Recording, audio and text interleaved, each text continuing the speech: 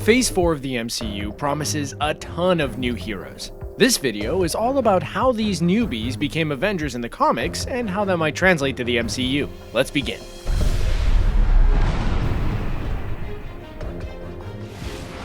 Sometimes it helps to be related to famous people. Not to brag, but I'm related to the guy who invented fedoras, and now I get an endless supply whenever I want. It's kind of similar to Jennifer Walters, who's the cousin of the big green rage monster, the Incredible Hulk, aka Bruce Banner.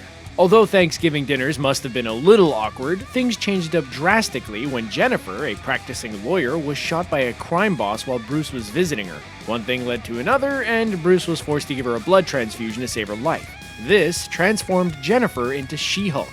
Different than the Incredible Hulk, She-Hulk retains her intelligence as well as her massive strength, size, and general greenness. After working solo for a bit, She-Hulk joined the Avengers. Now, for how this might play out in the MCU, it isn't hard to see how She-Hulk might join the big leagues after her solo show on Disney+. I mean, she has that special plug with Bruce being her cousin and all, so at the next Avengers team meeting, all Bruce has to do is casually drop her name in the conversation and she's in.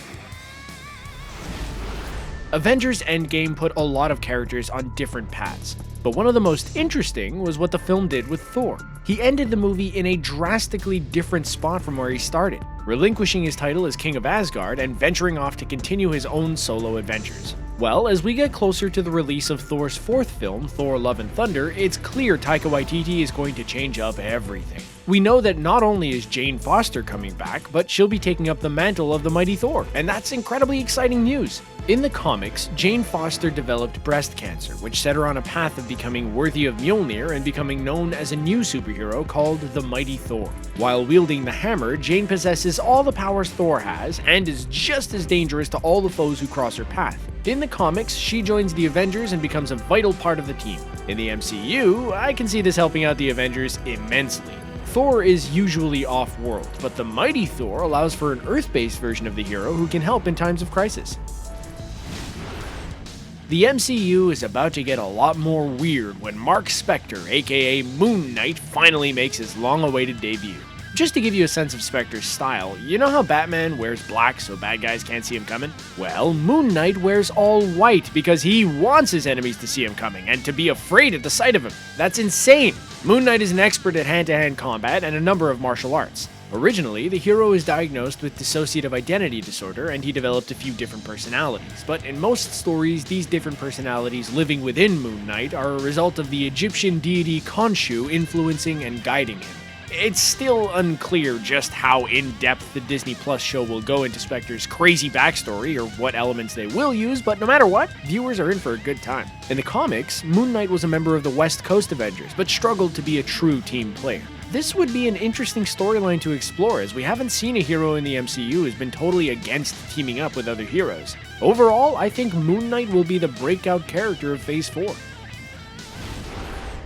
Don't you just hate it when you're trying to live your life the way you want, but your father keeps pushing you to become an evil assassin? That's how future Avenger Shang-Chi felt growing up. In the comics, his whole life was spent training to be one thing, and although he turned into an amazing fighter and the assassin job probably had a good medical and dental plan, Shang realized just how evil his father was and decided to break away. Using his powers for good, Shang-Chi became a hero, determined to take down his father's evil empire. In the comics, his father's name is Fu Manchu, which is definitely an outdated and insensitive name, so the MCU will probably go a different route with who his father actually is. And because we know the infamous Mandarin will be making his actual debut in the movie, I'd bet money that the MCU will make the two father and son. But when will he join the Avengers? In the comics, Shang-Chi was asked to join after Captain America and Iron Man wanted to expand the Avengers team to become bigger and stronger.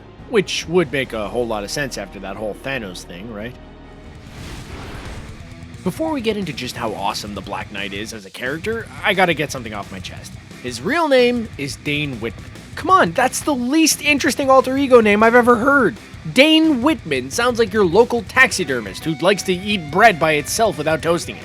Alright, now that I got that off my chest, Black Knight is awesome.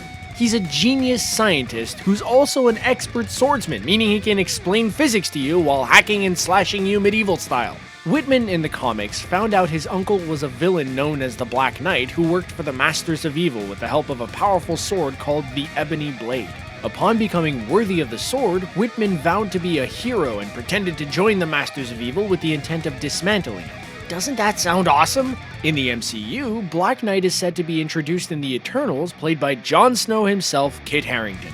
If he's well received, chances are he'll be back, and we'll see how he integrates into the new Avengers team. The Eternals is going to be one of the biggest new movies of Phase 4, and I believe we're in for something truly epic and game-changing. But naturally, whenever a new crop of characters are introduced, the big question is, when are they going to meet up with our main Avengers? We're not sure if the Eternals and the Avengers will ever be included in an epic team-up, but one of the new team's members does have quite a history with Earth's mightiest heroes. Sersi is the humankind-loving Eternal and will be played by Gemma Chan in the upcoming film. In the comics, she's super strong, near immortal, and has a range of other powers like telepathy, telekinesis, flight, and cosmic energy projection.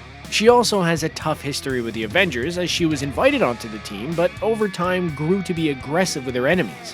One big moment with Sersi was that her memories were wiped away, allowing her to live a normal life. After the memories were restored, she decided she didn't want to fight as an Eternal or an Avenger. Rather, she just wanted to live amongst the humans. How much of this storyline will be adapted? We'll have to wait and see.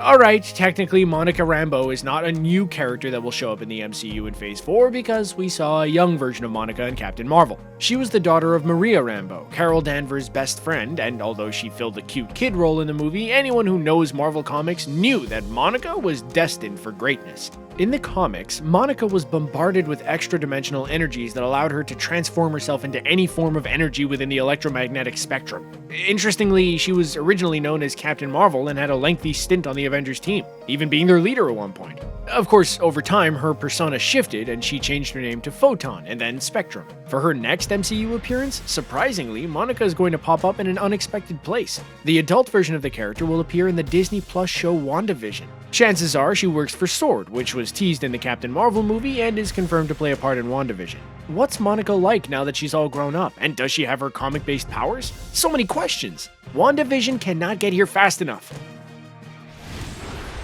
In the comics, Kamala Khan is a Pakistani-American who devotedly followed the career of Carol Danvers. After undergoing a process called pterogenesis, Kamala developed the ability to change and morph her body in a wide variety of different ways. She can stretch, deform, expand, or compress into any shape she wants, which makes her a very powerful hero.